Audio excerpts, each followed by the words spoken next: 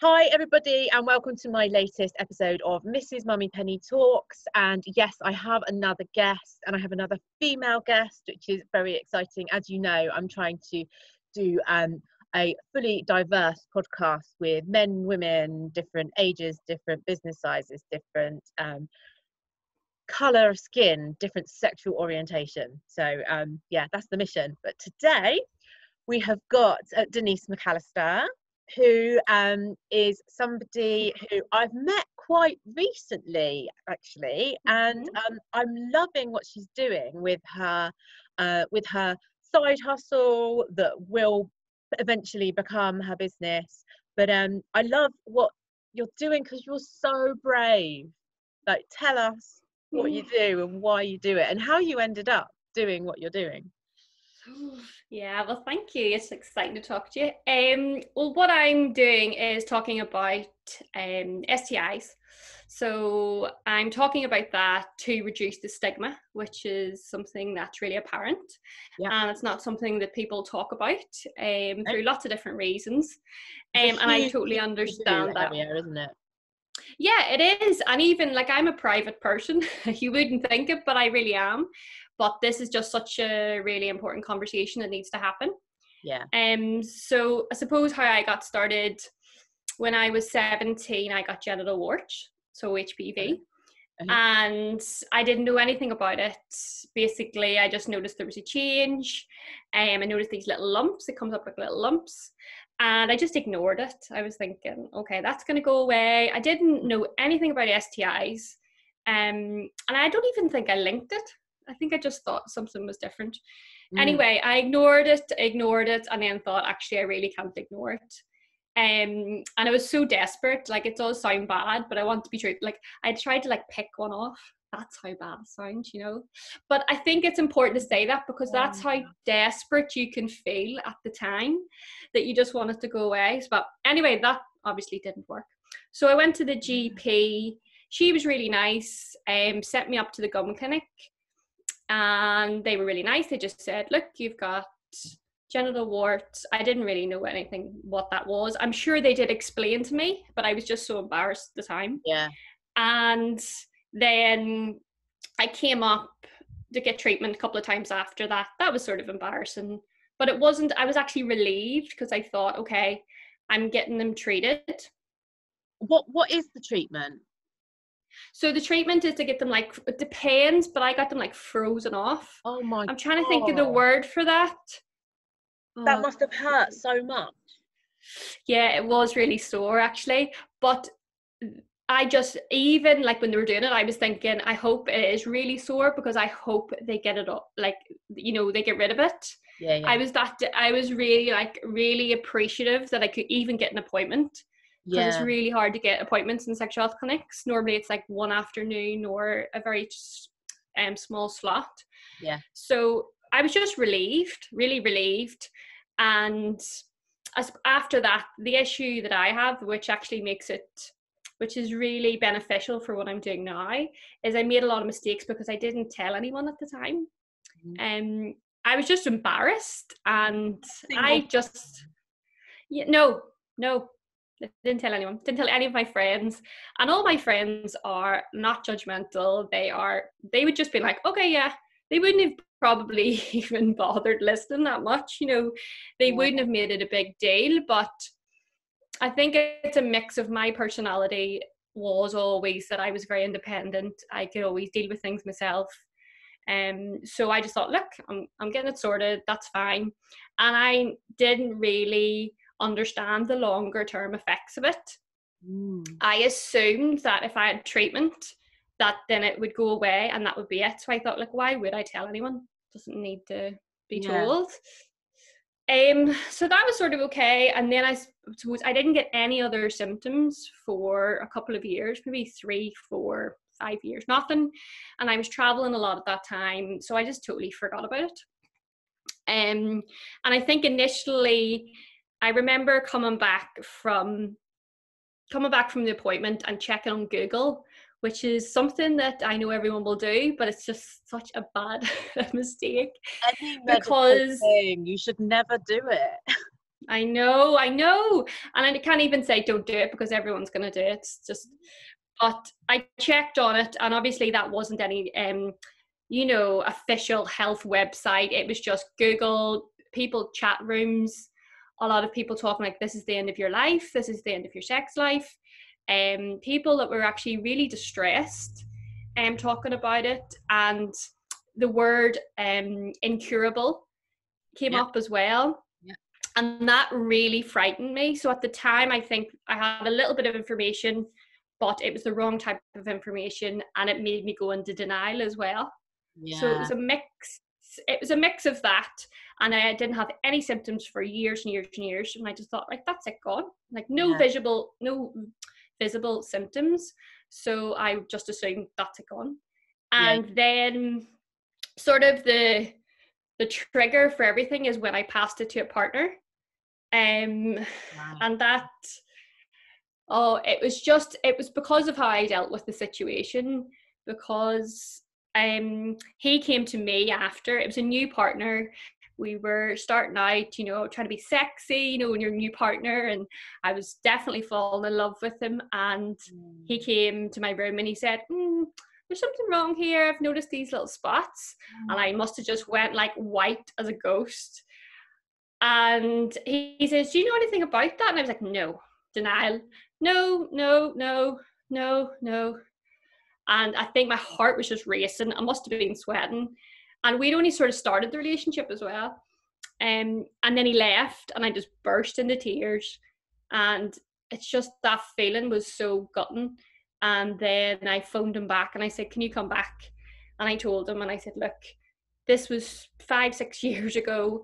I haven't had anything since. I didn't deliberately before I slept with him think, oh, I'm not telling him about this. It really wasn't like that, but it was my fault, of course. But the whole situation was a bit of a nightmare for both of us. And although we did stay together, we just sort of naturally finished. But then it was a problem because he was going into new relationships with it. And it was just a really horrible experience for both of us. And so after that, that meant that I thought, right, okay, I'm going to have to do something about this. But even after, I didn't sleep with anyone or go out with anyone for years and years and years, because I was too scared. How old were you at that point then? This was like early 20s. So you didn't have a relationship through a massive chunk of your 20s? Yeah. And that, yeah, because I was too scared. I thought it was going to happen again. I didn't have the confidence to get more information. I didn't have the confidence. I just remember like being in bars and just thinking, I can't even approach that person, because then if we're going to try and sleep together, it might happen again. I don't know how to say it. So I was just avoiding those situations. It was just, it was a couple of years probably that I did that. And then I just sort of thought, look, this is getting out of control, and it was really affecting my mental health and my sex drive. I didn't have anything like that. So I started educating myself. Well, I actually went to these women's circles.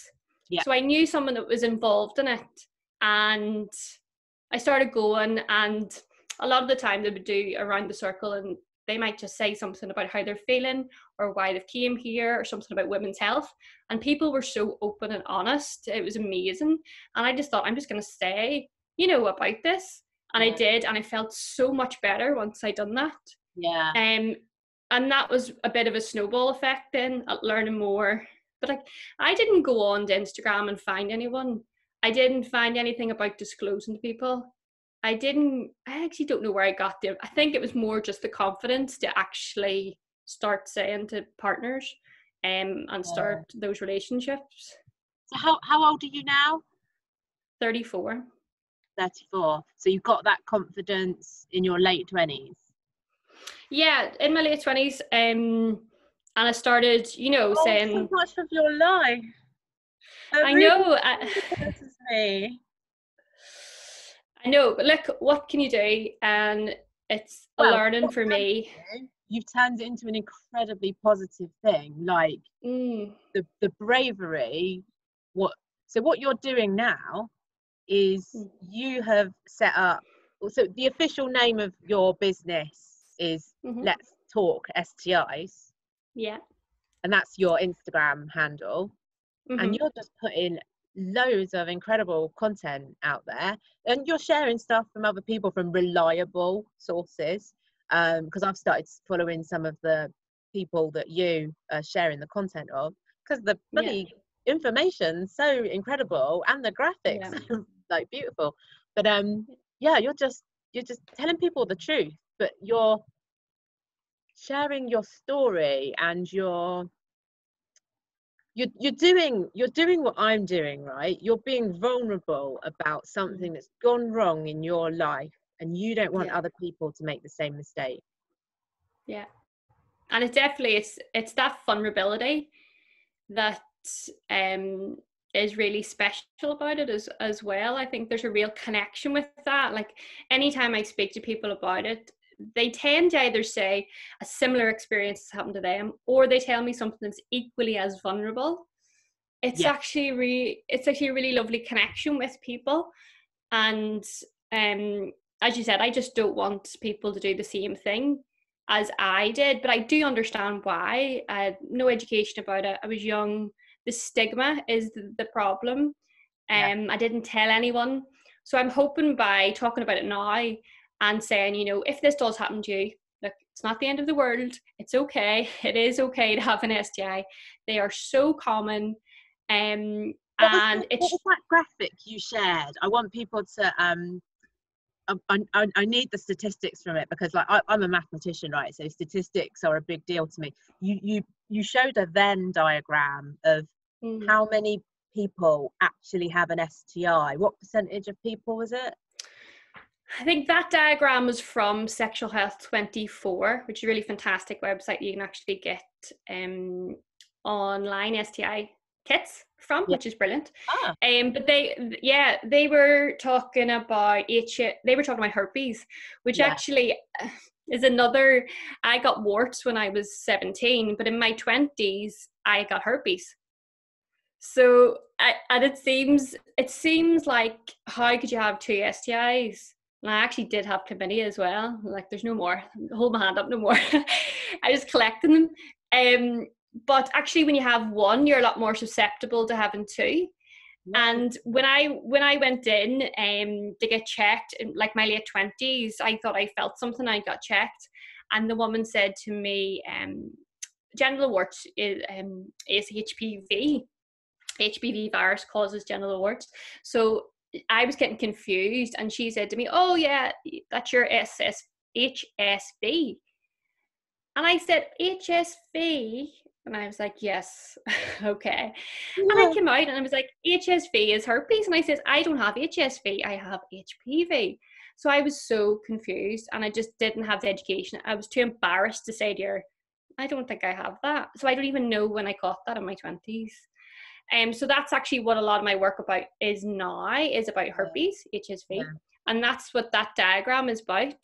So it's about HSV, which is the herpes simplex virus, has two strands. So HSV1 is what we would say is cold sores. And a lot of people don't know that, but that is herpes. It's just we don't call it that. And HSV2 tends to be more in the genital area, but you can actually get HSV1 in the genital area too.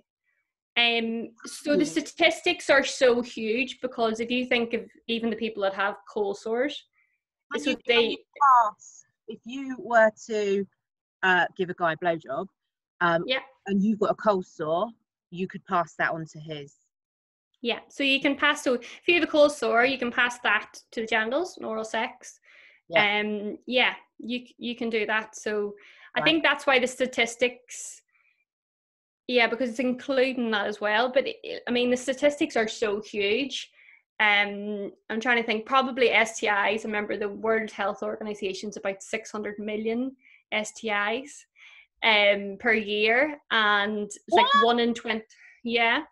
And even HPV is about 80% of people will have HPV by the time they're 50.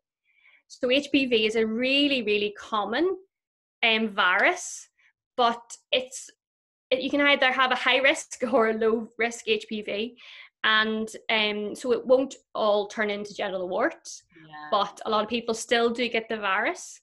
And the thing with STIs, I think statistics obviously are brilliant, and it takes me a while because I always think, right, I need to know exactly, but people do use them as a scare tactic as well. But I think it's really important that we say actually how many people, because when you have an STI, you feel so isolated and alone because nobody is talking about it. So you think, like when I had it, I thought nobody's ever spoke to me about an STI. None of my friends, nobody in school, nobody in my adult life, nobody spoke to me about it. So I thought, okay, then nobody has it. I'm the only one. And then it's only when you talk about it, you think, actually, lots and lots of people. And the thing is with a lot of STIs they're asymptomatic. So it means they actually have no symptoms. So even the people that say, I don't have an STI, have you been tested recently? Because the most common symptom of an STI is no symptom.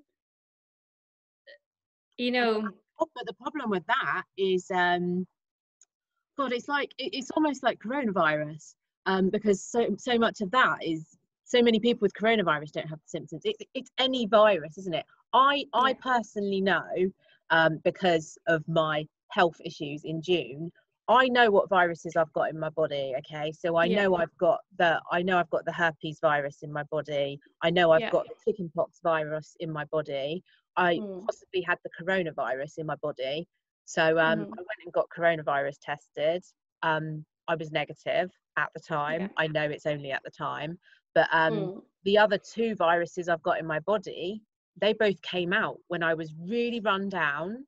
So massive cold sore, really bad rash all over my sort of breastbone, on my back as well. I had a really random rash which still itches, and like the doctors did all the tests on me, and they're like, there's nothing wrong with you, you're like totally healthy, it's just you're exhausted, and therefore your body's like, all these little bad monster viruses that just reside in your body have all come out to play and are making your mouth look ugly, and your bits. But that's the thing, because they do normally lie dormant, and as you say, they do sort of reoccur or reactivate if your immune system is down. And like you're talking about, like herpes family, the virus family includes shingles, includes chickenpox, includes all of those that we know. The same family. Oh my goodness. Yeah, they're the same family. You're actually educating me with medical information. Well, no, I don't know, but I'm pretty sure, but no, they are definitely the same family, but there's not the stigma, because as well, the stigma is coming from it being sexually transmitted, and anything to do with sex holds a huge amount of stigma. People would have a cold sore. That's not the same stigma as somebody would have genital herpes, but it's a lot of the times the same strand, it's the same virus. So it's interesting. I think the more you know, then the more that's going to help stigma wise, because there's a lot of misconceptions because nobody is talking about it. So that's the really important thing by bringing it out there. And I hope that by putting a little bit of a personal narrative on it, it's going to help people, because it's not really that interesting. I've studied for the year sexual health and sexuality, but the actual statistics of STIs, is very dry. And even when not for me, I love the statistics. Oh, do you? Well, even like the symptoms, all of the medical aspects of it, and it's hard to sort of relate to that sometimes. But if somebody is telling you, even in a conversation for 5 minutes, telling you about how it's affected them, hopefully that's gonna, be a bit more memorable, and that will really help. And but it's what I say, like whether we're talking about sex or money or death or divorce, these are all really big taboo subjects, right? And I don't really talk about sex on my blog, just because I don't. well, there's a whole load of taboo and stigmas in my upbringing to do with sex, right? Yeah. And but I do talk a lot about and money, Mm. because Classics. like my parents died. Of course I'm Mm. going to talk about death, because it fundamentally affected my life and it's made me the person who I am. And Yeah. likewise with money,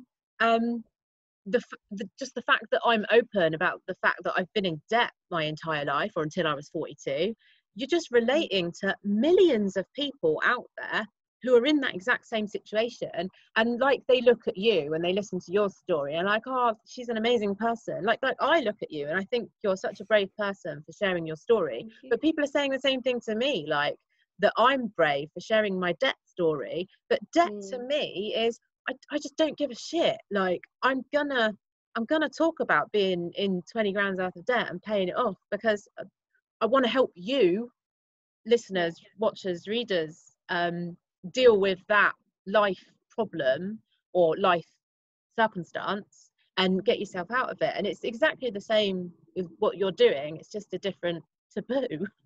Yeah. And Definitely. Yeah. it just, but I suppose even more so with what you're talking about, because I think sex is the ultimate taboo, isn't it? Mm. And I wouldn't say, like, I would say I'm very liberal about sex, but I wouldn't say I talk about it a lot. I wouldn't talk about it a Yeah. lot with friends. I just wouldn't. And I know you're like mentioning family, like with my parents, they never spoke to me anything about sex. Mm. Um, and actually, it was really strange when I started doing the sexual health course, because I was saying to my partner, I was thinking, people are going to be like, why is she doing this course? So I was getting really stressed because I Yeah. hadn't started the Instagram yet. And I was thinking, I'm going to have to, if somebody asks me, I'm going to have to say I have herpes.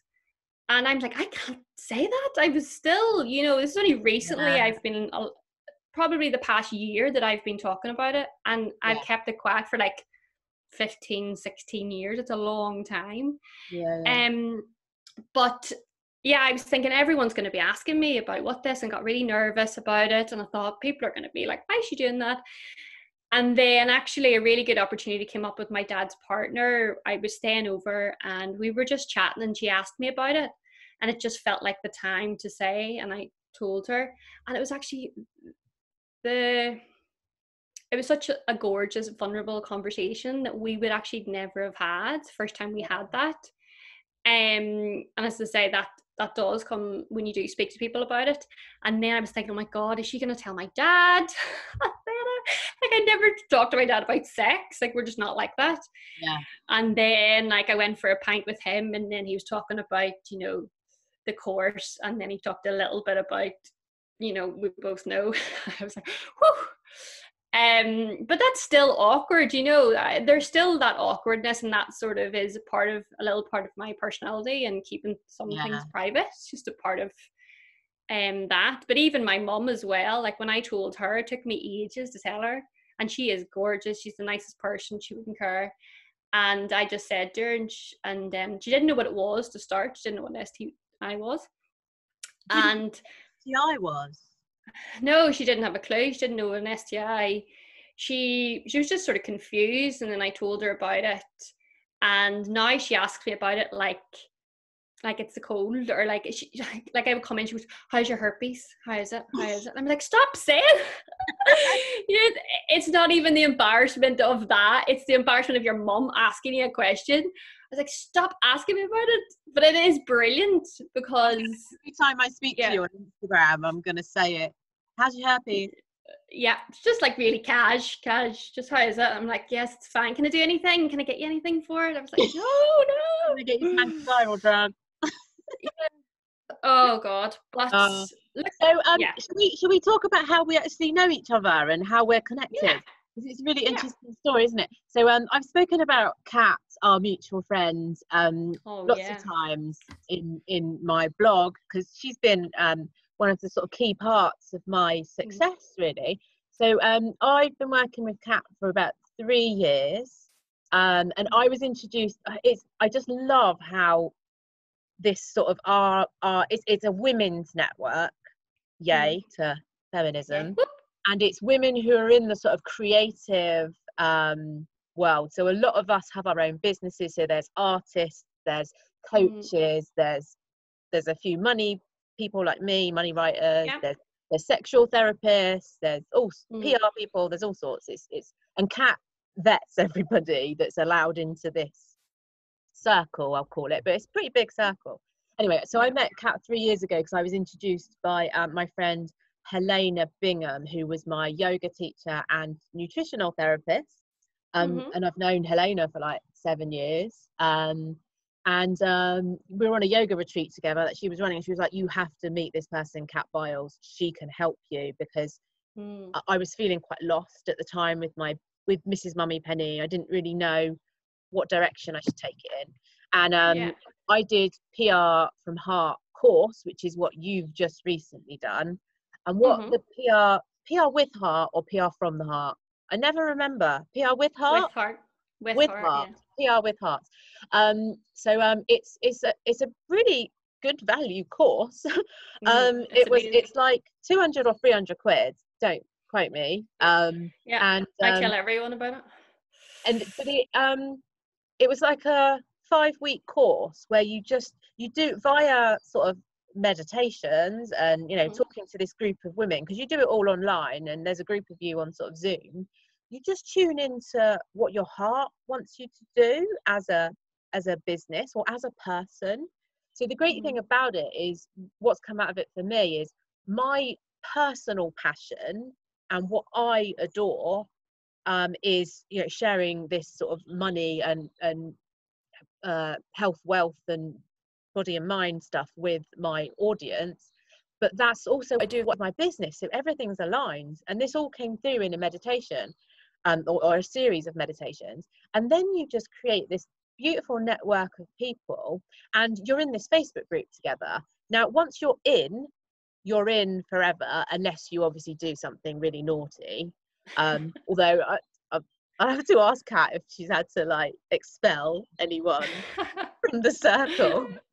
But once you're in, then you're in for life. And she does these like meditation sessions like every now and again that you can just join into, like and it's all sort of linked to that initial 200-300 quid you paid in the first place. So it's incredibly great value, because I feel like I've paid 200 quid or 300 quid for 3 years of mentorship and a beautiful network of people. So that's how we met. Yeah, that is. But I like the PR was hard. Without that, I didn't. Without that, I knew that I am a teacher. I'm a trained teacher. That's what I'm doing at the minute. But I knew that it was to do with this sexual health that I wanted to, to talk about. And I knew that's where the vulnerability was coming up. That's where the connection, that's where I was feeling alive. Yeah. And so that's why I started that PR was hard as well, because I didn't have a business. I just had an idea and a feeling. Yeah. And, through all those different meditations, that's how I started, thinking about the Instagram, because I didn't know anything about Instagram. It just came up, and she just said, just write it down, let's sort of meditate on it. But yes, 100%. That's how it started. It sounds quite sort of airy-fairy and quite hippie-like, doesn't it? But like, I swear to you, like all the people that listen to my content and read my blog, you all know I'm a rational, like logical person. Like I used to be a bloody accountant, for God's sake. So like I've operated in the corporate world, and I do apply quite a lot of structure to my business as well. But like when you have an initial idea and you don't know where to go with it, or when you're feeling really lost about the direction of your business, maybe think of an alternative way of working out the direction of your business. And PR with Heart gave that. It was doing PR with Heart, which is where I came up with the sort of strapline healthy wealth body and mind, because I was just sort of pumping out all this stuff about money saving on a sort of day-to-day basis, where actually it needs to be a more holistic approach, because mental health and physical health and your financial wealth are all so inextricably linked. Like if you're in debt, your mental health is going to be shot to pieces. I know, like, I was really in a bad way when, you know, debt was uncontrollable. Yeah, so that's all thanks to Kat. And she's got all these amazing stats of like how people's like turnover and profitability is increased just through like dialing into what you want to do down here, not up here. It's amazing. I know. And it does sound airy fairy. Like when I was describing it to people, they were like, what? I don't know. I couldn't even describe it. I felt like I couldn't describe it, but my enthusiasm and passion when I was talking about it, they were like, right, okay, there is something about this, you know, definitely. And I'm a very cynical person as well. You know, I would be, and quite logical, but no, it's amazing, really. It definitely is. And I've met so many incredible people sort of through the group. So Sarah, who's Reborn Yoga, discovered Kundalini yoga through her, and I absolutely love it. And there's loads of people in that group. Freya Thacker, who I've been doing a lot of work with because she's another money economist strokes psychotherapist that I've been doing some work with. It's all through Kat. So and I think that support. I think it's the support, and you feel like you've got. That's what I said with Kat, with the group, with PR with Heart. You feel like you've got these cheerleaders that whatever you put out will be honest, but will also be really supportive. And the same sort of with our smaller group, because sometimes you know you can feel a bit disheartened, or you know you don't feel like you want to do it that day, but if you have got that group and the people that are going to really support you, it does make a huge difference. So that's a big part of it as well. So we've got a little like it's a private DM. It's like a private WhatsApp group, but it's on Instagram, where we normally chat crap about just random stuff, but or actually we don't chat crap. We talk about very insightful Instagram growth tips. Yes, definitely. And we genuinely like see each other's posts and like share and comment and like. I mean, there's only like 4 or 5 of us in the group, isn't there? But it's just nice. Yeah, but that makes a difference. You know, it definitely does. It's really nice, and we do get to know each other a lot, because if you're seeing someone's posts every single day, you know, you're really involved in what they're doing, and you become like a real cheerleader for you. So it's good. Yeah, I think we've got the same sort of attitude to Instagram, where we obviously put like, I put money stuff on my Instagram and you put STI type stuff on your Instagram, but we also share quite a lot of our life as well, as long as it's we like I just go with it. I stick stuff. I don't plan Instagram in any way. I just see what's on my camera reel that day and I put it up. Hopefully it's a pretty picture. Sometimes it isn't. Yeah, but I like that. It's more, I think you can tell, and it's different people do different things, and I'm only at the start of really with mine, but I think you can tell when people are planning, and you can tell when people are just going for it. And I just think, you know, I'll just put up how I feel for the day. It could be an STI thing, it could be something about me, but that's all still linked. Even like my posts, you can still be sexy and have herpes. It was like a fun post. I did oh my god, you made the tapestry. I have it here. I wonder it'll be back to front. Maybe you won't see that here. Yeah, no, that works. Yeah. But I shared that. Did you? So that was just like a Fran. Yeah, no, it's really good. It's really good. Just to make it a bit more lighthearted. You know, I'm not taking away from what it is, or you know, that you need to be proactive and all that. It's just, you know, a lot of the information out there is really disheartening and very factual, and so it's just a little bit that you know, after you have an STI or when you have an STI, you're still the same person. You just need a little bit of support and information there to do that, and then that you can do it. Yeah, I love it. So what do you see in the future? Like, if you had a crystal ball, What does your heart tell you is going to happen, like sort of in the next, maybe like the next year or the next couple of years? Hmm. Well, I think the main lead is going to be talking my experience, because I think that is how we're going to connect with people. And really, because it is the most important thing that we do talk about it, and it's so stigmatized and we don't talk about it. Mm-hmm. So that'll make a real, I think that's going to make a real difference. Like I was thinking about, having a little, maybe being part of a sexual health charity and having a little stall at a festival, Yeah. talking about it there. People can come and, interact. Or I do know, like the sex ed we had, now depending on your country, but the sex ed we have here, I'm based in the south of Ireland, although I'm from the north. Yeah. But the STI information that they have is extremely limited, and Yeah. it's very symptom, based.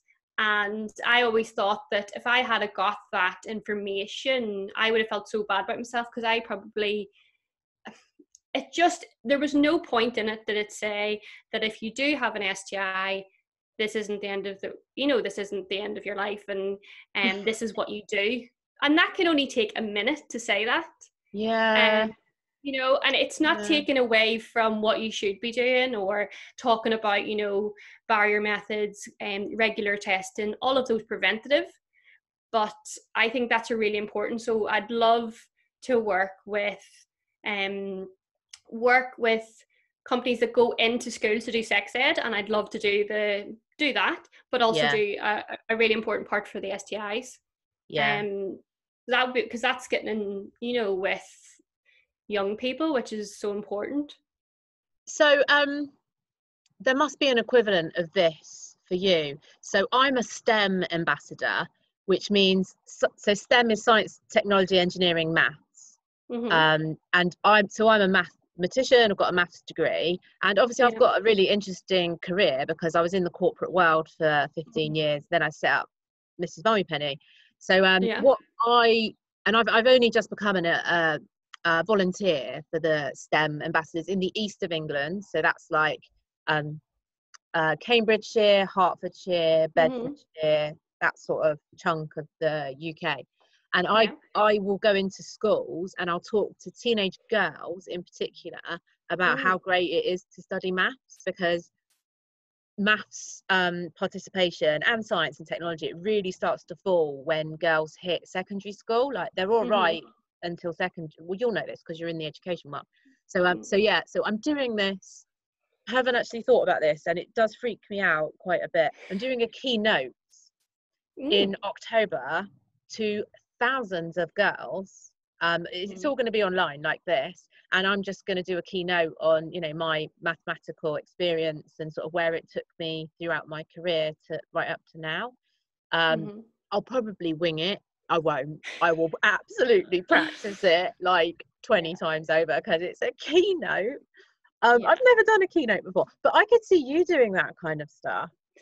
Well, that's what Kat is behind me, going like pushing me. To have like a talk, just TED Talk. a short TED Talk. talk. Yeah, just something short, a little bit about my experience. So that would definitely be another thing. I can use that in lots of different places. And also supporting, also just growing the Instagram, I think, as Yeah. well, getting a little bit more, because that has actually been an amazing resource for so many people that have an STI, and it's something that I didn't have when I first had it, and it's brilliant. And the Let's Talk STIs that I have, the account, people can now share their stories. There's loads of different things, and even if they go onto my account, they'll also see loads of people I follow, like you talked about earlier, like loads of really fantastic sexual health advocates, which there are loads, and they can pick which one would suit them and what information, and it's just that quality information. And that reinforcement that it is okay to have an STI, it is. And that was sort of my message that came out in Kat's work. I was thinking, think of this really strong message, and I was like, break the stigma and let go of stigma or something, and it just came out like, it's okay. like literally those two words, because it's something, it's like a reassurance. It just makes you feel so reassured. And it's something that maybe you haven't heard, something I wish I had have heard, that it's okay to have an STI. It is okay. So loads of different things. And loads of people approach me as well. So I'd like to make that a bit more sort of formal, and, you know, have a little package on how you could help someone, you know, talking through a video call, and maybe just signposting and lots of different support. So there's loads of different options. But the main thing is just to get it out there. And, you know, you don't have to do what I'm doing, like shout it about. You don't have to. No. But even just saying to one person just would make a huge difference. I think that really would. And talking about it in circles as well, you know, like you said, you're sort of talking about me to other people. That's all rippling. Because even my friend was at a party a couple of weeks ago, and she's just like my best friend, so she, you know, really selling me. And she was talking about what I was doing, and then somebody started talking about that they had herpes, and they hadn't told anyone for about 10 years. I just thought, that's amazing. That's just sort of rippled out. So it's like brilliant. It is. It's amazing. It's amazing. I was going to say something really important then, but I can't actually remember because a feather just floated past me. You know, when a feather falls from like heaven, it's meant to be a person. Okay. Apparently. You're cynical, like, it's like, what on earth are you talking about? Yeah. Yes, Lynn, you carry on believing that. I support you. If that's what you want to believe. Oh, I know. It was the it's okay statement. Because it's just, I suppose I'm just sort of comparing your business model to mine in a way. Oh no, I know what it was. I really think, that's what I needed to say to you, I really think you should set up a website.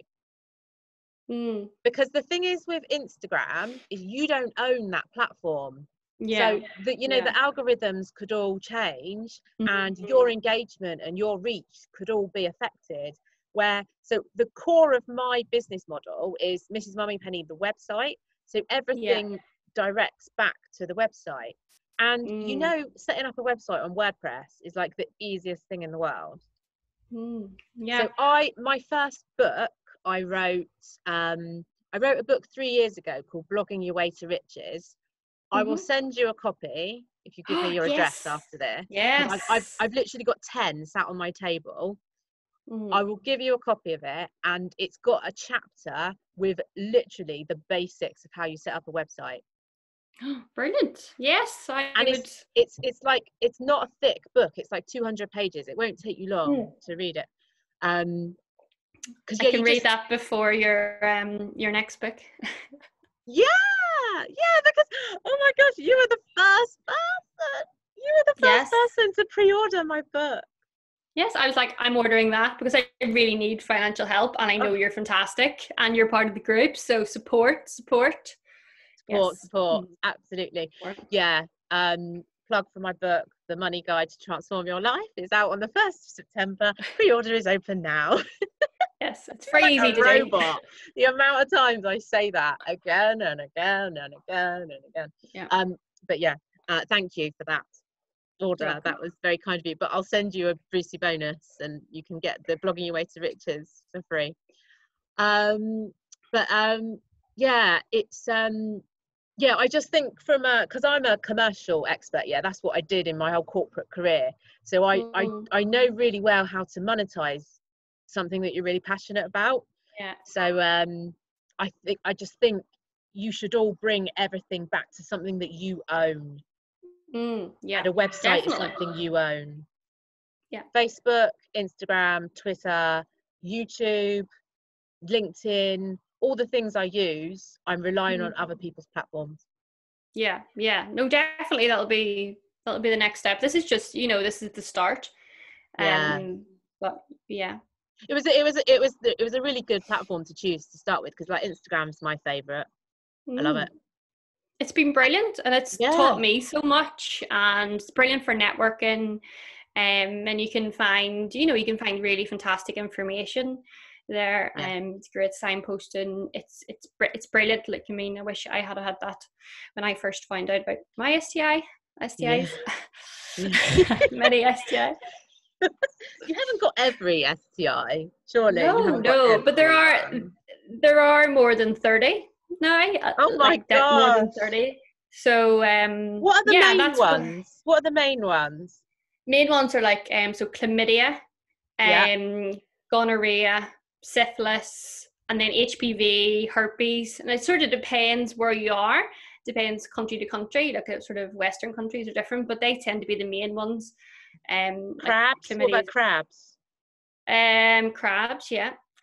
That's the one I was talking about last time when I was studying, and I had to draw a picture of the crab to work it out because that's just the way I learn. And my partner was like, "What are you doing?" I was like, "Yes, the crab goes into." You just have to laugh. You just have to laugh. Look, this is the reality. This is part of having sexual contact, having sex with a partner. This is part of it. You know, you're sharing your body. There are so many STIs out there. And I just think it's just part of it. It's something we just don't talk about. And there's loads of things you can do, you know, to minimize that. But like, I didn't have any knowledge about my sexual health. I never asked anyone, had they been tested? No. I used condoms, yes, but that was more because I didn't want to get pregnant, and I wouldn't have used them all the time. So really, I had no knowledge about that. But there's a lot more knowledge now. People are a lot more confident in doing that. But you do just need a little bit of information to sort of boost you to do that. Can I ask you a really basic question? Yeah. So what STIs can be transmitted even when you use like a condom? Yeah, so that was one of the important things, because I think like always, well, not always, don't like to say always because it's very authoritarian, but if you can, you know, safer sex practices, or using condoms, dental dams, things like that. But people think that if they use a condom, then they have no chance of getting an STI. But all the viral, I think that. Yeah, but you would just assume that. I would assume that too. But sort of like herpes is skin to skin contact. So although a condom will be covering like a penis, it's not covering all. So that's why it can be so it's skin to skin, so it can be transmitted that way. HPV the same. I'm trying to think. I'm not sure about any ones, but any of the ones that are from hair to hair. Yeah, any of the skin to skin transmission. That means that there is a reduction obviously in the risk when you are using a condom, and it's brilliant if you can. That will reduce your risk. That's safer sex practice. But you should also have in your head that it is possible. And some people will use that against you and say, well, you didn't use a condom, that's how you've got an STI, all this blame and stigma. And that's just the facts. You know, they just don't understand the facts. They don't know the facts. And that's where a lot of this, you know, that's where a lot of the myths and misconceptions are. And I'm going to start doing that actually on my page, because I'm studying at the minute with the STI Project. She's an amazing, her name is Janelle. She's an amazing sexual health advocate from America. So I'm doing an online course with her, and talking about stigma and really unpicking. And loads of that is about, you know, myths like you can get an STI from a towel or cutlery, or, you know, you have to be promiscuous to get an STI. You can get an STI, you know, the first time you have sex, the first time you have oral sex. It doesn't have to be penetrative sex. Just loads of those different myths. And it's just really important, because if we don't know the information, it just you know, stems into the stigma, then makes it worse. Can I touch on, let me just check the time. I think we started at about 11:30, didn't we? So we've been talking for 50 minutes, but I really want to ask this other question. Go on. We'll have to stop soon. What about HIV? So that is HIV classed as an STI? Yeah, so HIV is the virus. And at the minute, now depending where you are and whether you can access treatment, they're actually you can take antivirals, and you can take them and it makes your load undetectable. So it's actually a huge like progression in what maybe you would have thought before. So people are maybe taking these preventative, like PrEP or PEP, you call it. You can learn a little bit more about that if you go on to any of the HIV Ireland or any of those websites, NHS. But that's viral as well. But it's transferred by blood or by bodily fluids. It's not skin to skin. And that's they all like the short variation. You feel like they all act in different ways. They may be similar, but they act in different ways. They have different treatments. Some are curable, but the main thing is, if it's not curable, they're all manageable. They are all manageable. But it's just having that awareness of your sexual health, you know, getting regularly tested, which, you know, people don't do. Is which you just think, why? I feel like people just think, why would I? You know, I feel like I don't have any. But then that, you know, that when you think about that, what we talked about is asymptomatic. Most STIs are asymptomatic, so you might know that you have it. Yeah, so it's really important to have those regular tests. And actually the Sexual Health 24 is the online website that's doing online STI kits. So they'll send them to your house. So that's based in the UK. That's so you just amazing. check. Yeah. So ideally you would go to a clinic, but if you can't, and in these circumstances, they will send you one out. They're fantastic. The website is great. So that's just another option. And maybe if you feel embarrassed going. I'm gonna have a test done, because you should. I haven't. Well, obviously I'm divorced, but I haven't had sex with another person for like 16 years. But who knows what he had? Or I shouldn't say that. Oh gosh, I shouldn't say that. Because who knows what I've got. Yeah, that's what I mean. Anyone. It can be anyone. It's, you know, STIs don't look at you and think, oh, I'll pick her and I'll pick him. You know, they'll pick, it's anyone. It can be anyone. They don't discriminate. But even like I had the test sent up to my my mum's house in Belfast, and when I got it, she was like, should I do one? And I was laughing. Yeah. So. You should have said yes, Mum. Yes, we should do a video on that. I know I said to Kat we should do a video, but I don't know if my mum would be up for that. I don't know. But you know, a statistic I have heard is STI is really growing in the older generation. So like, I mean people, men and women in their 50s and 60s, because the women have been through the menopause. So they literally think, well, I don't need to wear a condom because I'm not going to get pregnant. Well, come on. Because they don't, that generation, they don't know anything about, that's a really harsh thing to say. Generally, like your mum, they don't know much about STIs. No, and a lot of the information is targeted at young people, you know, because that is the group that more susceptible. But that you are right, and because things are changing now, you know, people's marriages aren't lasting, you know, the full length, or they're changing, people's habits are changing, and people are having sex later, or they're changing, just different types of relationships. But that definitely is. So it's because when I was getting tested here in Ireland, I remember sitting beside a man that was about 60, and I thought, like, how is he feeling sitting here with all these, you know, but oh, it's great. I love it. I really love what you're doing. So right, we need to finish. Your Instagram account is Let's Talk STIs. Yes. And obviously I will put links to everything that we've talked about. I'll reference some of the other accounts you've talked about as well. The ones that are really useful. Yeah, and I have a Facebook as well, which is Let's Talk STIs, but most of my Instagram would feed into that. But if people use the Facebook, and they can also contact me through that, through Messenger, whatever, whatever suits them. Yeah. Wonderful. Right, will end and say goodbye. But that was amazing. I absolutely, you are a really eloquent, really good speaker. Like you will be a natural on stage sharing your story, because you can just tell from the conversation we've had. Hopefully, fingers crossed. Well, you'll hear it anyway, whether you want to hear it or not. You're gonna hear it if you know me, or it's all STIs. It's my partner is like, stop talking about STIs. He's sick of it. I know. Oh, I love it. Well, it's lovely. It was really, really great to talk to you. Yeah, it's been lovely. Thank you. Oh, I should timestamp this. We recorded this. What's the date? Middle of July. It's probably going to come out 17th.